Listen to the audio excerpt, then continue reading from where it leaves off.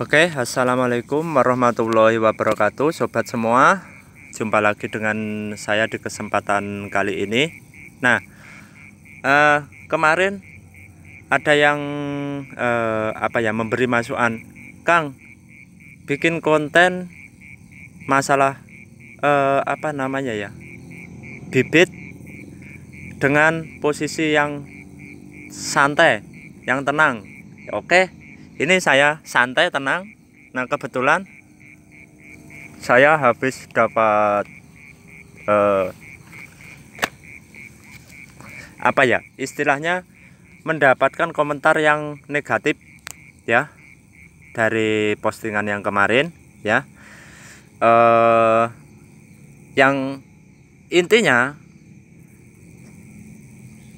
kayaknya mereka yang atau dia yang komentar negatif itu kurang suka kalau saya menyarankan Anda untuk memakai bibit unggul atau bibit yang asli dari kecambah ya bosku. Intinya di situ. Saya tidak mau menyebutkan karena sebenarnya nggak mau saya salah paham gitu ya bosku. Intinya ada di situ. Makanya saya ini sekalian membuat konten yang ini sambil berhenti santai, dan ini agak goyang-goyang karena saya lagi kedinginan, tadi habis dari ladang juga, dan mungkin nanti banyak yang salah juga, saya minta maaf ya. Oke, langsung saja bosku ya, langsung saja. Untuk konten kali ini langkah atau kalau Anda mau membeli bibit sawit, masih tentang itu ya bosku. Selain daripada pemilihan bibit, itu saran saya selalu carilah bibit yang benar-benar dari kecambah. Nah, oke. Carilah bibit yang benar-benar dari kecambah. Datangi kalau bisa ya, datangi tempat pembibitannya.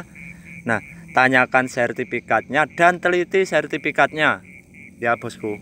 Itu menjadi kunci utama bosku ya. Itu yang menjadi kunci utama. Nah, untuk sertifikat ini, Kang, apa semua ada sertifikatnya? Kalau memang sepengalamanku bosku ya, kalau memang dia cambah pembelian, itu pasti bersertifikat. Sertifikat walaupun cambah biasa sekalipun ya, yang bisa dikatakan cambah ini abal-abal, itu bersertifikat ya bosku ya. Itu sampan teliti ya di situ. Itu penting bagi Anda ya, penting bagi Anda. Karena kenapa saya mau meng-share kayak gini, karena saya ada pengalaman juga untuk sawit saya sendiri ya. Dan saya sering mendapat pertanyaan masalah itu. Itu untuk konten saya yang pertama itu di situ. Saya selalu menyarankan untuk Anda membeli bibit sawit itu yang nantinya sesuai dengan keinginan panjenengan ya. Jadi untuk sawit ini modalnya saya merasakan sendiri bosku, tidak sedikit. Lebih-lebih kalau bagi orang yang kurang mampu seperti saya ya, itu modalnya tidak sedikit. Dari mulai pembelian bibit, terus perawatan lahan atau perawatan sawitnya, terus penantian kita itu ya, itu enggak cuma modal sedikit. Jadi sekalian beli bibit itu minimal yang dari kecambah. Nah, karena pada intinya begini bosku, itu sebenarnya selisihnya pun cuma enggak banyak antara bibit biasa atau bisa dikatakan bibit seperti yang umum di tempat saya ini, bibit Marihat Sampit, dengan bibit yang PPKS pasaran. Yang pasaran ini selisihnya sedikit, enggak terlalu banyak bosku ya. Itu selisihnya. Tapi selisih penjualan oleh pemasaran itu terlalu tinggi ya bosku. Saya bilang begitu, saya sendiri pemasaran dan kawan-kawan pemasaran pun banyak ya bosku.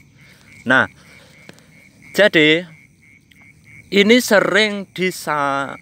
bukan disalahgunakan, sering dimanfaatkan oleh maaf ngomong oknum, saya tidak ngomong siapa-siapa, oknum pemasaran ya. Jadi contohnya bibit Marihat dipinjamkan sertifikat Simalungun, difotokopi, dijual atas nama Simalungun. Karena bibit yang sekalipun bibit cabutan, kalau sudah jadi bibit siap tanam kayak gini, kita nggak bisa meneliti satu persatu. Jadi orang tuh taunya cuma iya dan iya begitu loh bosku. Tapi kalau kita mau ke tempatnya pembibitan kayak gini, mau dijelaskan sama pembibitnya langsung ya, terus ada sertifikatnya atas nama siapa, itu insya Allah banyak yang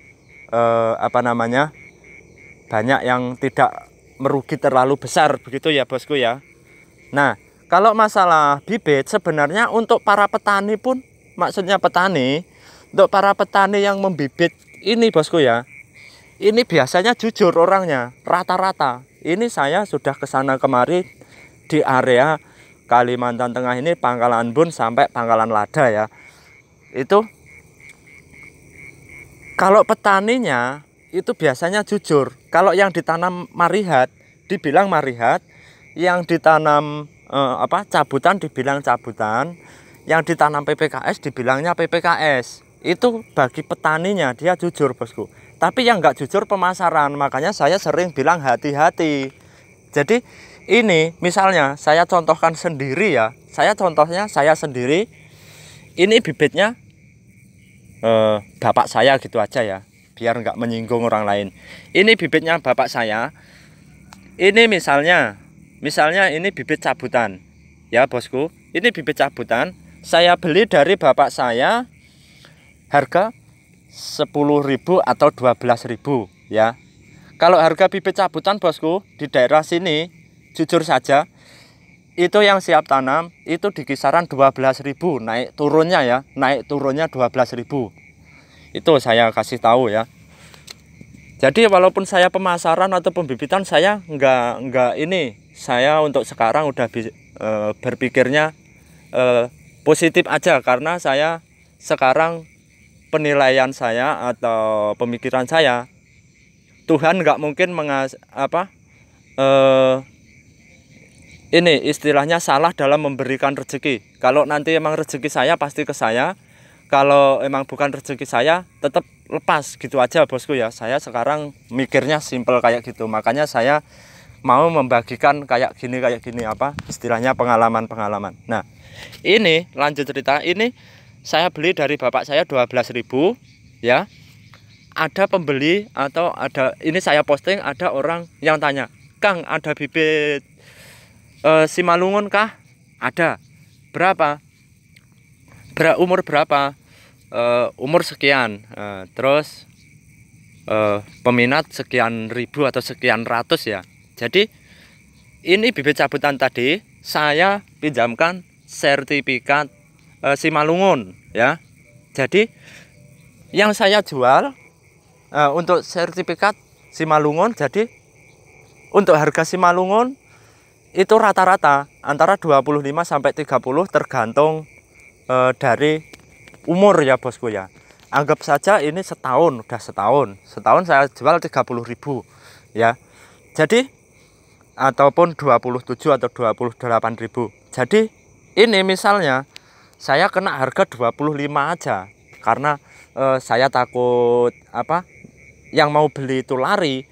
Saya turunkan harga jadi 25. Kalau ini saya membeli dari bapak saya itu 12.000, itu untung saya sudah berapa? Kan gitu ya bosku ya. Misalnya maksimal 15.000, tak jual 25, berarti kan untung saya 10.000 ya. 10.000 cuma modal sertifikat pinjaman. Ini tak bikin contoh bosku ya. Jadi nanti bisa sampean pakai untuk pembelajaran ya. Terus ini kalau misalnya sampean punya lahan 5 hektar, terus kalau dihitung-hitung, waduh, kalau beli bibit itu duitnya cuma segini, kurang ya. Kalau sampean mau membeli bibit ini, seharusnya kalau sampean datang sendiri ke tempatnya, menemui pembibitannya langsung, itu sampean cukup untuk 5 hektar. Tapi karena lewat pemasaran jadi nggak cukup. Begitu ya bosku. Jadi misalnya ini marihat. Marihat yang biasa ini. Harga marihat jujur saja bosku, untuk area sini, area tempat saya sudah saya sebut tadi, itu antara 18, 20 sampai 22 ya. Antara itu. Pokoknya naik turunnya itu di harga 20.000. Naik turunnya. Nah, itu kalau yang emang yang asli ya, emang yang asli segitu.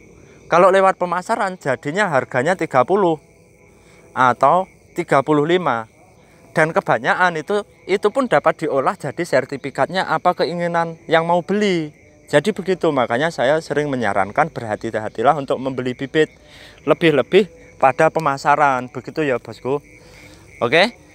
Dan mudah-mudahan ini dapat menjadi pelajaran untuk kita semua. Dan saya pribadi bosku ya, tidak pernah memasarkan bibit saya di postingan saya ya. Dan saya tidak pernah menyuruh Anda membeli bibit saya, menyuruh Anda untuk membeli bibit yang PPKS. Saya tidak melarang Anda untuk membeli bibit siapapun, atau saya tidak melarang Anda untuk membeli bibit cabutan sekalipun. Ya, karena saya punya keyakinan sendiri bahwa Tuhan itu tidak mungkin menukar rezeki saya ya bosku. Nah, makanya saya mau berbagi kayak gini. Oke. Dan itu